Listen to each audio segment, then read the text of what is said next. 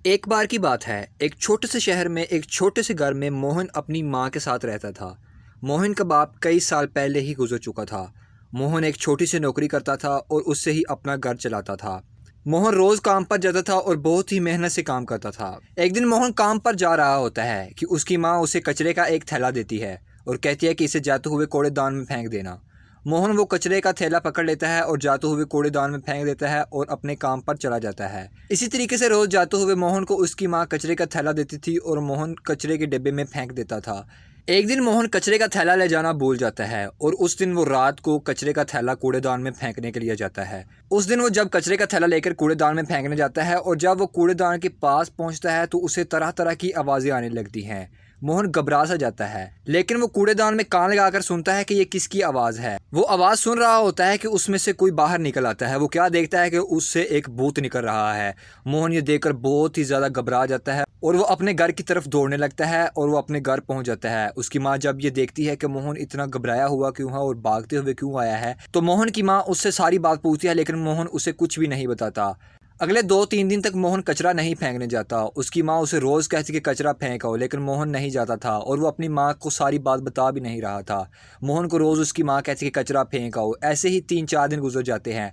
मोहन कचरा नहीं फेंकने जाता। एक दिन मोहन की माँ शाम का वक्त होता है और कहती कि कचरा फेंक आओ। मोहन कहता है कि माँ सुबह फेंक आऊँगा, अब मैं नहीं फेंक रहा। मोहन की माँ उससे कहती रहती है कि फेंक आओ। मोहन कहता है नहीं माँ, मैं नहीं फेंक रहा। मोहन की माँ उससे बहुत ज़्यादा जिद करती है। मोहन की माँ कहती है कि कचरा फेंको वरना रात को घर से बदबू आने लगेगी।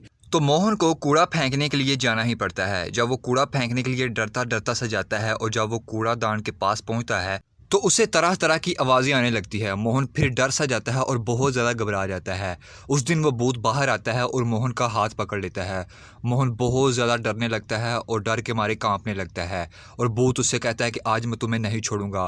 मोहन उससे कहता है कि मैंने तुम्हारा क्या बिगाड़ा है। भूत कहता है कि बिगाड़ा तो तुम सब ने है मेरा, मैं तुम में से किसी को नहीं छोड़ूंगा, आज तुम्हें मैं बिल्कुल भी नहीं छोड़ूंगा। मोहन कहता है कि मुझे जाने दो, मैंने तुम्हारा क्या बिगाड़ा है, मुझे जाने दो, मुझे छोड़ दो। मोहन उसकी बहुत ज़्यादा मिन्नतें करता है लेकिन भूत उसे नहीं छोड़ता। मोहन डर के मारे बहुत ज़्यादा चिल्लाने लगता है, ज़ोर ज़ोर से आवाज़ें देने लगता है। वो भूत गायब हो जाता है। मोहन डरता डरता सा भागता हुआ अपने घर को चला जाता है और उस दिन वो घर जाकर अपनी माँ को सारी बात बताता है। उसकी माँ जब ये बात सुनती है तो वो दोनों बैठकर सोचने लगते हैं कि ये भूत आखिर कूड़ेदान में क्या कर रहा है। कूड़ेदान में तो भूत नहीं होते और ये क्या कह रहा था कि मैं तुम में से किसी को नहीं छोड़ूंगा, तुम सब ने मेरा बिगाड़ा है। मोहन अपनी माँ को सारी बात बताता है और उसकी माँ कहती है कि ज़रूर हमारे गांव में रहता था और हमारे गांव वालों ने इसके साथ कोई बुरा किया है जिसकी वजह से ये भूत बन गया है और हमारे गांव वालों से बदला लेना चाहता है। मोहन की माँ सारे गांव वालों को इकट्ठा करती है और सारे गांव वालों को उस भूत के बारे में बताती है कि कूड़ेदान में भूत है। गांव में से कोई भी यकीन नहीं करता। मोहन की माँ उनसे कहती रहती है कि वहाँ पर भूत है, लेकिन उनमें से कोई भी यकीन नहीं करता। मोहन की माँ को तो मोहन की ये हालत देखकर यकीन आ चुका होता है, लेकिन गाँव वाले जल्दी से यकीन नहीं करते। मोहन की माँ कहती है कि अगर तुम्हें यकीन नहीं आता तो आज तुम में से कोई रात को कूड़ा फेंकने के लिए जाए तो तुम्हें भूत दिखाई देगा। तो उनमें से एक औरत कहती है ठीक है, मैं आज कूड़ा फेंकने के लिए जाऊँगी। तो जब वो रात को कूड़ा फेंकने के लिए जाती है तो उसे जब भूत दिखाई देता है तो वो बहुत ज़्यादा डर जाती है और डर के मारे बेहोश हो जाती है। कुछ देर बाद जब वो वापस नहीं लौटती तो सारे गांव वाले जब वहाँ पर जाते हैं तो उन्हें वो बेहोश मिलती है और वो उसे उठा कर ले आते हैं। तो जब वो बताती है कि वहाँ पर भूत हैं तो सारे गांव वालों को यकीन हो जाता है। फिर सारे गांव वाले एक पंडित को बुलाते हैं और पंडित को बात सारी बताते हैं। पंडित वहाँ पर कूड़ेदान के पास पहुँच जाता है सारे गांव वालों के साथ और वहाँ पर भूत बाहर आ जाता है। भूत उनसे कहता है कि अच्छा हुआ तुम सारे आज इकट्ठे ही आ गए, मैं तुम सबको मार दूंगा, मैं तुम में से किसी को भी नहीं छोड़ूंगा। पंडित उससे कहता है कि मैं तुम्हें इनको कुछ भी नहीं कहने दूंगा, आखिर इन्होंने तुम्हारा बिगाड़ा क्या है।